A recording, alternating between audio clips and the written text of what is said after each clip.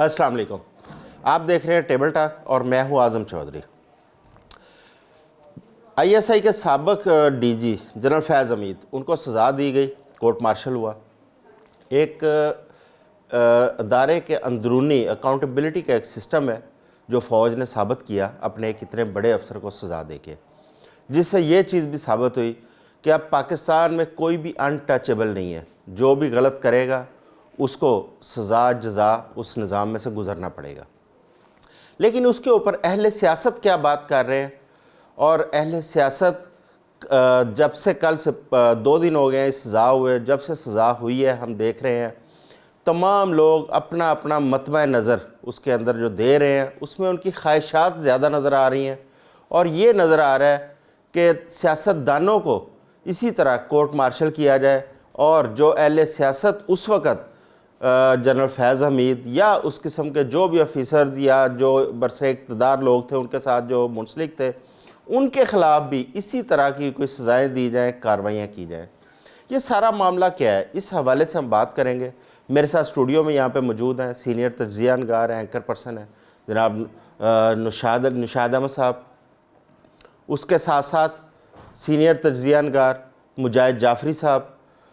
निशाद साहब, मैं आपसे शुरू करता हूँ। जनरल फैज़ साहब को सज़ा दी गई, उनका कोर्ट मार्शल किया गया। ये एक अकाउंटेबिलिटी का अंदरूनी एक मामला है। पहले भी बहुत सारे अफसरों को कोर्ट मार्शल किया जाता था, लेकिन माजी में कोई इस तरह कोई हाईलाइट नहीं होती थी ये सज़ाएँ। किसी भी अफसर की सज़ा के ऊपर इतना मीडिया के अंदर और अवाम के अंदर इतना शोर नहीं सुना जितना जनरल फैज़ हमीद की सज़ा पे शोर आया। उसकी क्या वजह है, क्यों लोगों का इतना ज़्यादा इंटरेस्ट है इसमें? बिस्मिल्लाहिर्रहमानिर्रहीम। देखिए, सबसे पहला मामला आंसर ये है कि आज तक पाकिस्तान की तारीख़ में कभी किसी जो सुप्रीम आपकी एजेंसी है उसके चीफ़ का ना तो एहतसाब हुआ और ना ही उसे सज़ा दी गई है। हो सकता है कोई, जिस तरह आपने कहा कि ये इदारे के अंदर का मामला है, कभी ऐसी कोई शिकायत इदारे को मौसूल हुई हो, चीफ का पहला वाक़या है। हो सकता है किसी के खिलाफ कोई इंक्वायरी हुई और वो उसमें से क्लियर हो गए और हमें पता ना चला हो, ये एक अलग बहस है, लेकिन सज़ा किसी को आज तक नहीं हुई। तो एक जो इदारे के सरबराह के तौर पर, क्योंकि आपको मालूम है इस बात का कि जो DGISI हैं वो मुल्क के ताकतवर तरीन अफराद में उनका शुमार होता है और वो प्राइम मिनिस्टर को डायरेक्ट जवाबदेह होते हैं। अगरचे कि उनकी जो एक ऑर्गेनाइजेशनल स्ट्रक्चर में आर्मी चीफ की जैसे कह लीजिए कि उनको कह सकते हैं, बात कर सकते हैं, लेकिन वो सारे जो हैं वो इदारे के से मुतल्लिक चीज़ें जो हैं वो उस डोमेन में आती हैं। लेकिन जो ISI के सरबराह हैं वो बराह रास्त रिपोर्टिंग में प्राइम मिनिस्टर के होते हैं, क्योंकि कुछ चीज़ें वज़ीर आज़म ने ऐसी भी करनी है या कर सकता है जो हो सकता है कि उस वक्त के आर्मी चीफ के इल्म में भी ना हो। प्रैक्टिकली ये ज़रा मुश्किल बात है। आइन के मुताबिक तो प्राइम मिनिस्टर को जवाबदेह है। ये मतलब अमली तौर पर क्या होता है ये एक अलग बहस है, लेकिन बहरहाल ये स्ट्रक्चर इसी तरह से डिज़ाइन किया और इसका कुछ पर्पज़ है, इसके मकासद है। अब मामला ये है कि ये एक पहली सिग्निफिकेंस है जो इस मामले को बहुत ज़्यादा पॉलिटिकली ये आपके सामने आई है। दूसरी, आपने कहा कि ये अंदरूनी मामला है और वो और लोगों को भी हुई, आपकी बात दुरुस्त है, लेकिन जो 4 अकाउंट्स जिन पे सज़ा हुई है उसमें से एक अकाउंट जो है वो ये था कि उनकी सियासत में मुलविस होने के जो मामलात हैं वो भी इसमें ज़ेरे बहस, वो जो प्रेस रिलीज के मुताबिक मजीद उसमें ये हैं जो रिटायरमेंट के बाद के मामलात हैं। तो अभी इसकी भी अगली शाख जो वो 9 मई की बात की जा रही है या दूसरे मामलात हैं वो हैं। जो दीगर 3 अकाउंट्स में उसमें इख्तियारात से तजावुज़ है, मुतल्लिका अफराद को नुकसान पहुँचाना है और अदरवाइज़ अपनी जो इदारे के अंदर जो उनकी पोजीशंस थी उसको अंडरमाइन करना या उससे रिलेटेड चीज़ें हैं। अब मामला ये है कि देखिए सिचुएशन क्या है। ये तो एक मामला है जो इदारे की हद तक है, लेकिन आज़म साहब आपको मालूम है कि जब वो इस इदारे के सरबराह नहीं थे तब भी वो इतने ही मकबूल थे और ख़ास तौर पर मीडिया इंडस्ट्री में मीडिया के लोग और सहाफ़ी तो बहुत अच्छे तरीके से इस बात को जानते हैं। मैं उस वक़्त एक मीडिया चैनल का, आप समझ लीजिए कि एक टॉप पोजीशन मैनेजमेंट पोजीशन पर था जब वो DGC भी थे और हमारे सामने है सारा कुछ जो कुछ उस वक़्त होता रहा। अभी भी अगर आप कुछ चीज़ों को देखें, जितने जर्नलिस्ट हमारे दोस्त हैं, सीनियर सहाफ़ी हैं या जो जैसे कह लीजिए कि जो हेम अफेयर्स में होते हैं, वो उनकी मुख्तलिफ़ चीज़ें जो हैं अब वो लोगों के सामने सोशल मीडिया के ज़रिए दूसरे ज़रिए से कि ये फ़लाँ टाइम पे ये भी करते रहे, फ़लाँ टाइम पे ये करते रहे। मैं वैसे इस चीज़ का कायल नहीं हूँ। मैं तो कहता हूँ कि जिस वक़्त जो कोई कर रहा है उस वक़्त उसके ऊपर बात की जानी चाहिए। ज़ेर ताब आने के बाद तो आपने देखा वही जो कल तक कसीदे पढ़ते थे, आज वो जो है उनकी खिलाफ भी गुफ्तगू है, लेकिन ये अलग मौजू है। असल मामला ये है कि ये जो सियासत में मुलव्वस होने की वजह से अब सियासी जमातें जो है ना वो इस सारे मामले के अंदर आगे बढ़ चढ़ कर करें, और नून लीग के मामला तो ख़ास तौर पर इस पे आता हूँ आपकी जानब सियासत पे। जाफरी साहब, फ़ौज ने तो अपने अदारे के अंदर एक एहतसाब का निज़ाम बता दिया, उन्होंने तो सज़ा दी अपने एक इंतहाई अहम ओहदेदार को। क्या कभी सिविल अदारों में भी इस किस्म का हम तसव्वुर कर सकते हैं कि सज़ाएँ दी जाएंगी? देखें, आप ब्यूरोक्रेट्स या जो सिविल लॉ इन्फोर्समेंट एजेंसीज़ के लोग हैं उनके ऊपर बड़े बड़े संगीन किस्म के इल्ज़ामात लगते हैं, लेकिन कुछ अरसे बाद हमें पता चलता है कि वो मुकदमा ही ख़त्म हो गया, वो केस ही फारग हो गया। आज़म साहब, केस फारग हो जाना, मुकदमा ख़त्म हो जाना अगेन कानूनी चीज़ है। देखें, अगर किसी पे इल्ज़ाम लगता है और वो इल्ज़ाम साबित नहीं होता और मुकदमा खारिज हो जाता है तो वो इनोसेंट है लॉ की नज़र में। इससे पहले आपने सवाल किया था कि इतने एक्सक्यूज़ मी, सवाल किया था आपने कि सियासतदान इस पे बयान दे रहे हैं जनरल फैज़ की जो उनको कोर्ट मार्शल हुआ इस हवाले से। तो ब्रदर, वो इसलिए आ रहे हैं कि जनरल फैज़ की सियासी इन्वॉल्वमेंट इतनी ज़्यादा थी कि वो फिर जितनी ज़्यादा इन्वॉल्वमेंट होगी और जो जो उससे इफ़ेक्ट हुआ होगा वो डेफिनेटली मौका आने पर बोलता है। सो ऐसा ही देखने में आ रहा है। 50 से ज़्यादा सियासतदान थे जिनके साथ जनरल फैज़ रिटायरमेंट के बाद भी राब्ते में थे। और आपको मैं एक टेक्निकल बात बताता चलूँ कि जब भी कोई ऑफिसर या कोई भी ब्यूरोक्रेट सरकारी मुलाजम रिटायर होता है तो उसके 2 साल बाद तक भी उस पर पाबंदी होती है कि वो कोई सियासी पार्टी इख्तियार नहीं कर सकता, इवन के मीडिया पर आकर बयान भी नहीं दे सकता। 2 साल तक वो भी पाबंदी होती है। तो ये भी अगेंस्ट द लॉ है जो उनके खिलाफ इंक्वायरी हो रही है। चले, सियासतदान तो हो गए, जर्नलिस्ट बहुत सारे, कुछ हमें बड़े खुश नज़र आते हैं और कुछ बड़े परेशान नज़र आते हैं, उसकी क्या वजह है? देखें, बात यह है कि वो पंजाबी का मुहावरा है कि जिन्हें खादियाँ गाजरा ढिड ना दे पीड़। तो जो जनरल फैज़ साहब के से फैज़याब होता रहा है ना, वो परेशान है, बस सीधी सी बात है। देखें, जर्नलिस्ट हमेशा जर्नलिस्ट रहता है। अगर वो पार्टी ना बने ना तो उसे ना कोई एजेंसी तंग करती है। आप जानते हैं कि मैंने पाकिस्तान के हर कोने में, हर ख़तरनाक कोने में, इवन के फ़ौज के इजाज़त के बगैर हसास जगहों पर भी जाकर मैंने डॉक्यूमेंट्रीज बनाई। मुझे तो किसी ने तंग नहीं किया क्योंकि मैं पर्सनली हिट नहीं करता, हार्ड फैक्ट्स रिपोर्ट करता हूं। जब आप गलत काम नहीं करेंगे तो कोई आपको नहीं बस पूछता। इतनी सी बात है चौधरी साहब। निशात साहब, सियासतदानों के हवाले से अगर ये 2 दिन हो गए सज़ा हुए, ख्वाजा आसफ साहब के बहुत सारे बयानात भी आए हैं, आज उनकी प्रेस कॉन्फ्रेंस भी आई है। अच्छा, ख्वाजा साहब तो अपने ट्वीट जो उन्होंने एक सोशल मीडिया पे पोस्ट की उसमें तो उन्होंने ये भी एक इशारा दिया कि इनके साथ जो अदारे के अंदर जो लोग थे उनको भी एहतसाब का सामना करना चाहिए। इसके अलावा जो उनकी ख्वाहिशात नज़र आ रही हैं या जो उनका एक मुतालबा नज़र आ रहा है कि जो अहले सियासत साथ साथ उनके मुलव्वस थे, जिस तरफ वो इशारा कर रहे हैं पीटीआई की जानब या बाकी, सिर्फ पीटीआई नहीं थी, माजरत के साथ साहब, सिर्फ पीटीआई नहीं थी, उसमें मुस्लिम लीग नून के भी लोग थे, उसमें पीपल्स पार्टी के भी लोग थे जिनके साथ वो राब्ते में थे। निशात साहब से जानते हैं ना कि ये क्यों ख्वाहिश साहब इतने ज़्यादा जो है ना जज्बाती हो रहे हैं? क्या ये सारे अहले सियासत के लिए ये मुश्किलात पैदा नहीं होंगी इनके लिए? देखिए, दो इसके भी 2 पहलू हैं। एक पहलू तो ये है कि जो सियासतदान है यकीनन वो राब्ते में रहता है।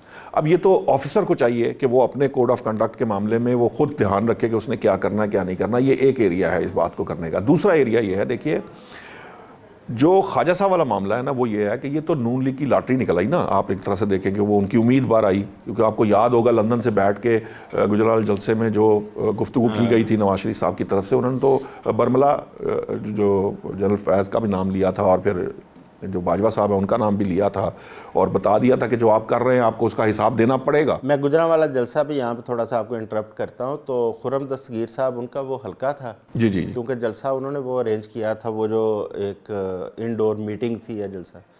तो जब इलेक्शन गुजर गया, खुर्रम दस्तगीर साहब नहीं जीते, तो उनसे जर्नलिस्ट ने किसी ने पूछा जी आपके साथ क्या हुआ है? तो उन्होंने कहा जी कि हमसे गलतियाँ होती हैं, शायद वो जलसा भी मेरी एक गलती थी। ठीक बात है। तो अब ये देखिए, असल में ये जो और ये याद रखिएगा, ये सारी जो गलतियां हुई हैं नवाज PMLN में नवाज शरीफ ग्रुप के साथ हुई हैं, शहबाज शरीफ ग्रुप की कोई गलती नहीं हुई, ये भी याद रखिएगा।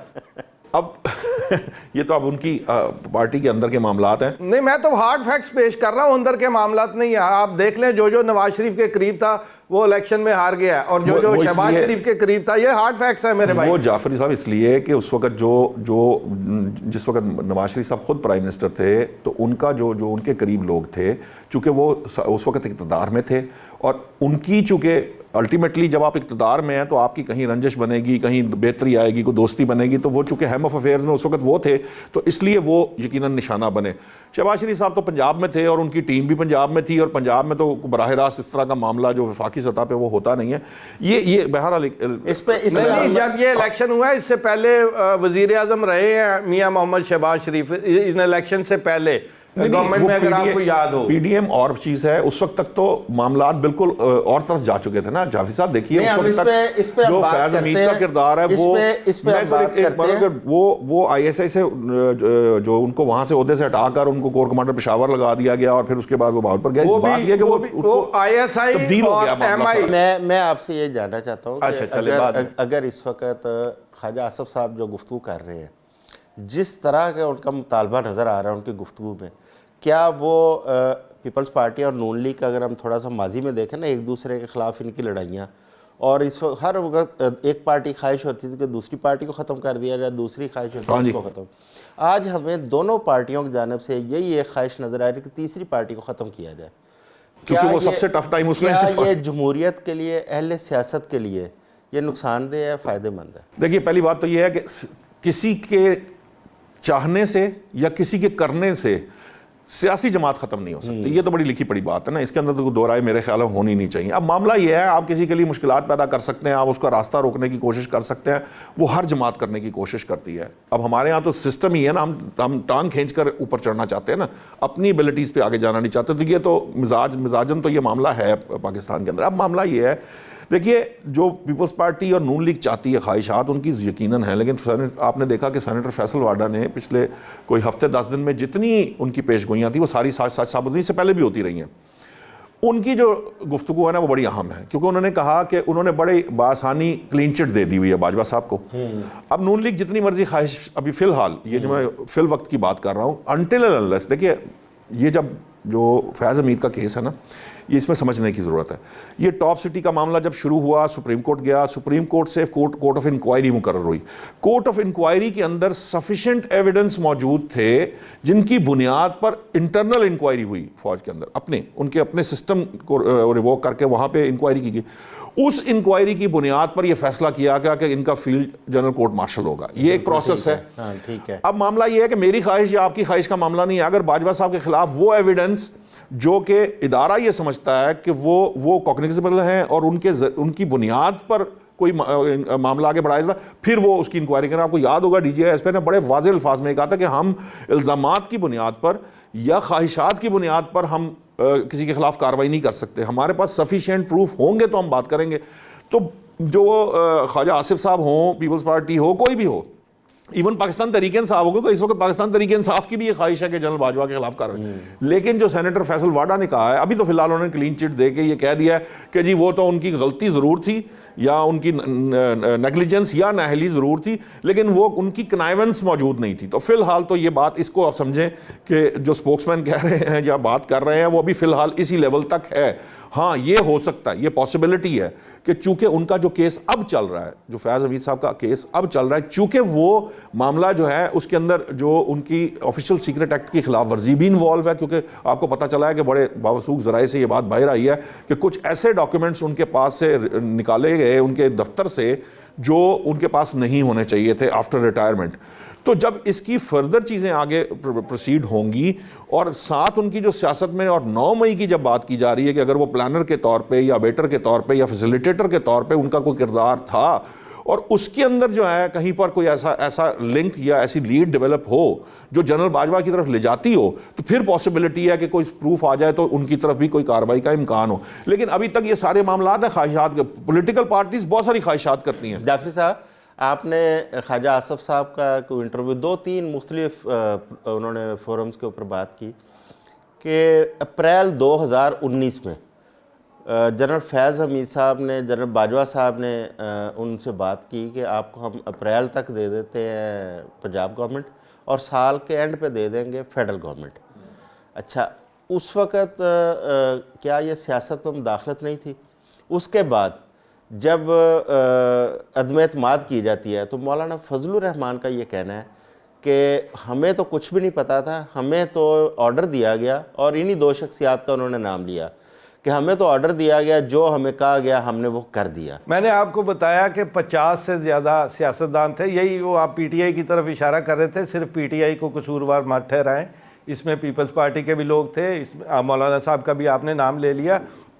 मेरे भाई हार्ड फैक्ट्स पूछेंगे आप ना, तो ये अब क्यों बोले हैं, पहले क्यों नहीं बोले थे? जब लाइन मिलती है तब ड्रॉ करना होता है मेरा भाई नक्शा। तो सिंपल ये जो जितने बयानात हैं मेरे नज़दीक इनके कोई अहमियत नहीं होती, मेरे नज़दीक अहमियत होती है हार्ड फैक्ट्स की। अभी थोड़ी देर पहले आपने एक सवाल पूछा था, वो आधा हिस्सा बाकी रह गया था। आपने पूछा था कि जी सिविल में कोई ऐसी मिसाल मौजूद है?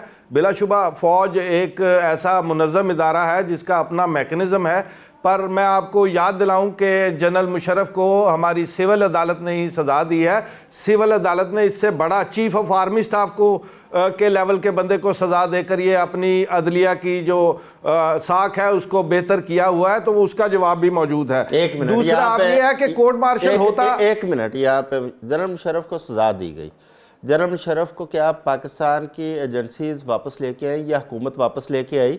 अभी तो आप देखें ना, छोटे छोटे यूट्यूबर्स को भी वापस लेके आ रहे हैं, तो उस वक़्त क्यों नहीं वापस लेके आया गया जनरल मुशर्रफ को? एक तो इसका मज़ाहिया सा जवाब है, मैं आपको दे देता हूँ, उस वक्त मोहसिन नकवी नहीं था, ठीक है। दूसरी बात यह है कि असल में वो उसको वापस लाना नहीं चाहते थे मेरे भाई, लाना मसला नहीं है। उस वक्त भी ये मुआहदे थे तमाम गवर्नमेंट्स के दरमियान, जो इंटरनेशनल लेवल पे ये मुआहदे आज के नहीं है, लेकिन लाना नहीं चाहते थे। जब आपकी गवर्नमेंट नहीं राजी हो, मियां मोहम्मद नवाज शरीफ यहाँ से कैसे चले गए थे, जबकि इमरान खान तो कहते थे कि मैं इन्हें कभी नहीं छोड़ूंगा, तो क्यों जाने दिया इमरान खान साहब ने उन्हें यहाँ से?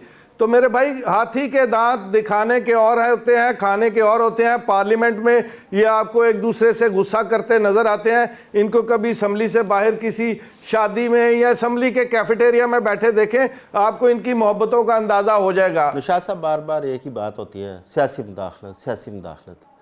कोई एक दौर, कोई एक ऐसी गवर्नमेंट जो बनी हो या टूटी हो पाकिस्तान में, उसके अंदर किसी ना किसी शख्स की सियासी मुदाखलत ना हो, कोई आपके जहन में है? नहीं, मेरा नहीं ख्याल। मैं तो मुझे तो मेरी तो होश में कोई ऐसी गवर्नमेंट तो नहीं थी, लेकिन मैं आपको एक बात बताऊँ, ये भी एक समझने की ज़रूरत है। देखें, इस्टेब्लिशमेंट जो होती है ना पूरी दुनिया के अंदर, आप अगर मुझसे आज बैठकर ये कहें कि क्या ट्रंप साहब की वापसी जो थी उसमें इस्टेब्लिशमेंट का रोल नहीं था, तो मैं नहीं समझता कि ऐसा है। होता ये है कि एक वेव होती है, या एक जिसे कह लीजिए कि एक कंसेंसस होता है ओवरऑल, जिसमें एक आइडिया डेवलप हो रहा होता है। ज़रूरी नहीं कि वो पूरा हो।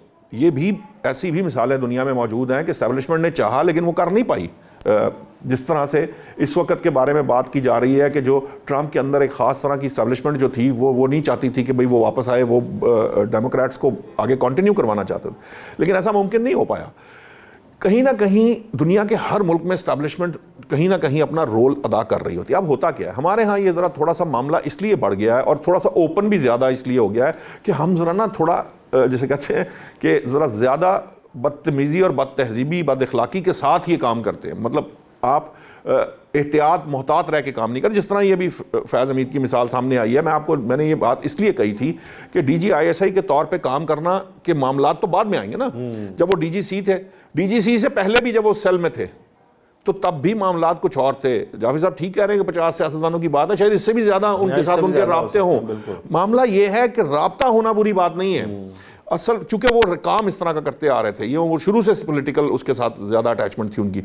बट द पॉइंट इज़ कि वो काम कर क्या रहे हैं? अब काम इदारे के लिए कर रहे हैं या अपने किसी जाते मोटिव जो अदरवाइज उनके लिए आर्मी चीफ बनने की ख्वाहिश भी हो सकता है। एक सियासतदान को धमकी दे के उनके बेटे की शादी वाले दिन उस रात उन्होंने 8-9 के 13 करोड़ रुपया मंगाया है। और ये भी इल्जामात हैं, वो अरबों की भी बात आ रही है कि पता नहीं किस टॉप सिटी के भी ऐसे इल्जामात। जी, टॉप सिटी भी मैंने पूरी विजिट की है। टॉप सिटी जो बन रही थी, अब मैं आपको मजेदार बात एक और बताता चलूं कि जब से टॉप सिटी में इनकी इन्वॉल्वमेंट हुई थी तो जो पिंडी की रिंग रोड है यहाँ से बहुत दूर थी, उसको उठा के यहाँ से शुरू किया गया और यहाँ से इंटरचेंज दिया गया।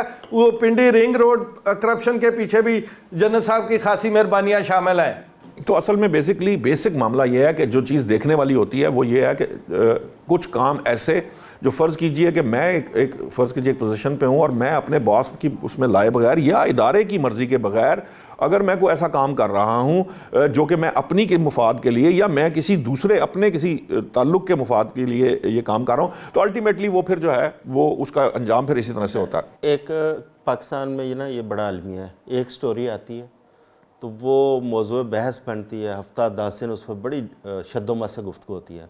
उसके बाद एक और बड़ी स्टोरी आती है तो लोग उसको भूल जाते हैं।